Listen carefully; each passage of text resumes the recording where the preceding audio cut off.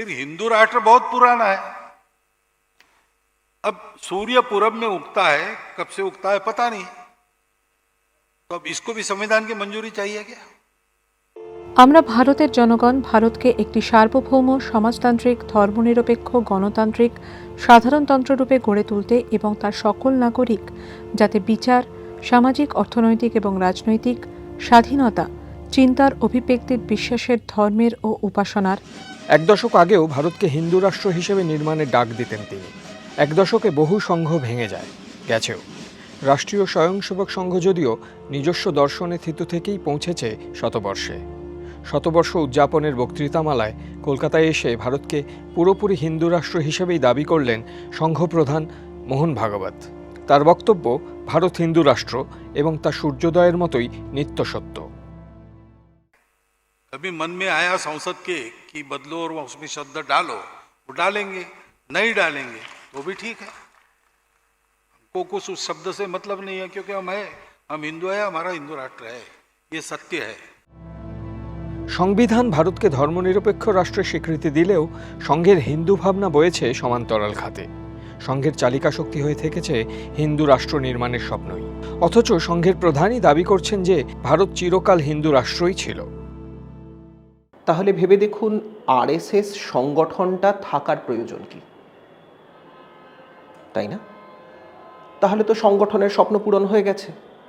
স্বপ্ন পূরণ হয়ে গেছে, তাহলে আরএসএস চালনা করেছেন এতদিন যারা, তাদের পূর্বপুরুষ যারা, সেটা সাভারকর হতে পারেন, সেটা গোলওয়ালকর হতে পারেন, সেটা হেডগেওয়ার হতে পারেন, তাদের স্বপ্ন পূরণ হয়ে গেছে। তাহলে এই রাজনৈতিক স্বপ্ন এবং সংগঠনের মুখ্যপ্রাপ্তি হয়ে গেছে।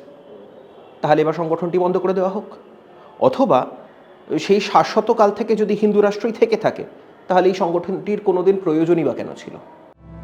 মোহন ভাগবতের এই দাবি কি তবে শতবর্ষে এসে আরএসএসের চলার পথের নতুন বাঁক? একটা হতে পারে যে 80-90-এর দশকে যখন আরএসএসের বড় নেতারা হিন্দু রাষ্ট্র সম্বন্ধে বক্তব্য রেখেছেন, অর্গানাইজার, পাঞ্চজন্যের মতন পত্রিকায় এতকাল ধরে যারা হিন্দু রাষ্ট্র তৈরি করার জন্য লেখালেখি করেছেন, হয় তারা ভুল জানতেন অথবা কোনো ভুল বোধ থেকে এগুলি লিখেছেন, তার মানে তারা বোঝেননি যে হিন্দু রাষ্ট্র আছে। একভাবে এর ফলে আরএসএস নিজের যে ইন্টেলেকচুয়াল হিস্ট্রি, সেই ইন্টেলেকচুয়াল হিস্ট্রি থেকে নিজেকে আলাদা করে নিল। এই আলাদা করে নেওয়াটা হয়তো আজকের আরএসএস যে পুরনো আরএসএসের থেকে অত্যন্ত পরিবর্তিত, তার একটা চিহ্ন। হিন্দু রাষ্ট্র নির্মাণের স্বপ্ন থেকে শাশ্বত হিন্দু রাষ্ট্র, ধারণাগত এই বদলের ভিতরেই নিহিত বার্তা। তবে সংবিধানকে প্রায় উপেক্ষা করে যে হিন্দু রাষ্ট্রের কথা বলা হচ্ছে, তার আদৌ অস্তিত্ব আছে?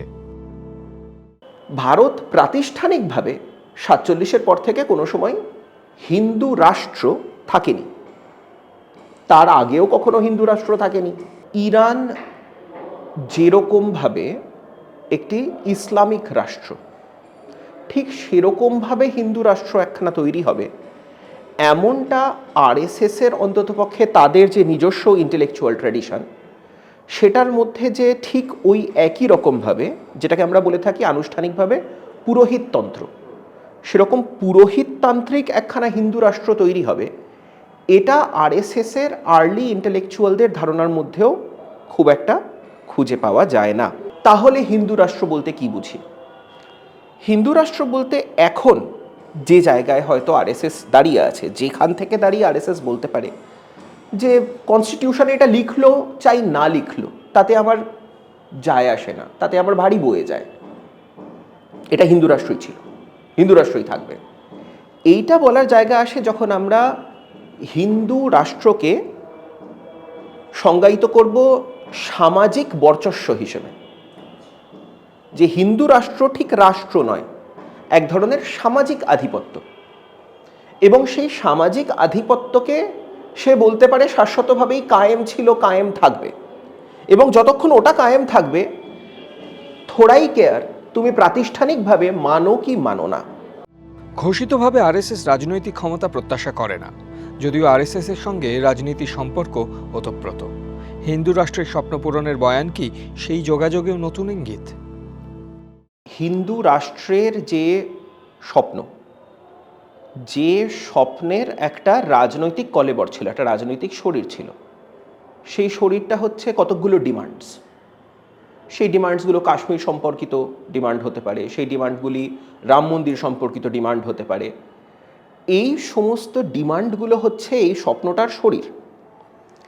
এবার এই শরীরটা যতক্ষণ পাবলিক স্ফিয়ারে আছে, জনতার মাঝখানে আছে, ততক্ষণ তার মাধ্যমে মোবিলাইজেশন তৈরি করা সম্ভব, ভোটযুদ্ধে নামা সম্ভব, গ্রাসরুট লেভেলে অর্গানাইজেশন তৈরি করা সম্ভব, ফান্ড রেজিং করা সম্ভব, মানুষজনকে নানান রকমভাবে নিজের সঙ্গে বেঁধে রাখা সম্ভব। এবার এই ডিমান্ডগুলো যদি ফুলফিলড হয়ে যায়, তাহলে স্বপ্নের যে কলেবরটা ছিল রাজনীতির মাটিতে, সেই কলেবরটা তাহলে এখন আর চিহ্ন বিশেষ খুঁজে পাওয়া যাচ্ছে না। সুতরাং ওই স্বপ্নটাকে আর জমিতে মাটিতে নামিয়ে আনা যাচ্ছে না। সেই জন্য আরএসএস নিজেও হয়তো একটা কোনো নতুন স্বপ্ন খুঁজছে, যেটা তার সংগঠনের পরিবর্তিত অবস্থায় একটা নতুন ধরনের রাজনৈতিক গঠন তাকে দিতে পারে, একটা সামাজিক গঠন তাকে দিতে পারে।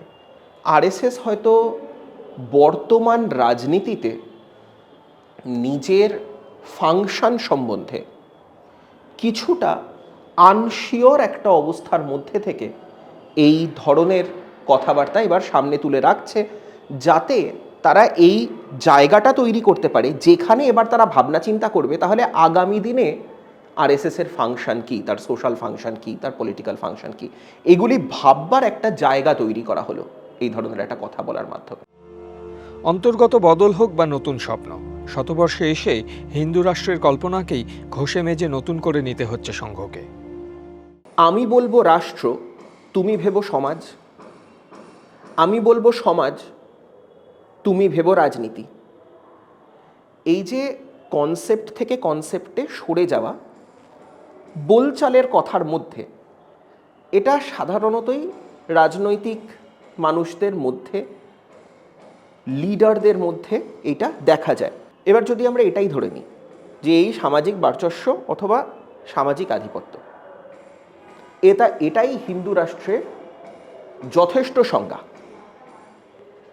তাহলে আমাদেরকে এবার ভাবতে হবে যে এই ধরনের আধিপত্যের মাধ্যমে কোন ধরনের প্রোগ্রাম করা সম্ভব, কোন কাজটা করা সম্ভব এটার মাধ্যমে, যে কাজটা করার জন্য বলা হচ্ছে যে এটাই উপযুক্ত, এটাই যথেষ্ট। এবং সেখানেই হয়তো আরএসএসের নতুন কল্পনা তৈরি হচ্ছে, যেখানে তার এই প্রাতিষ্ঠানিক কাঠামোকে বিশেষ একটা প্রয়োজনীয় বলে আর মনে হচ্ছে না।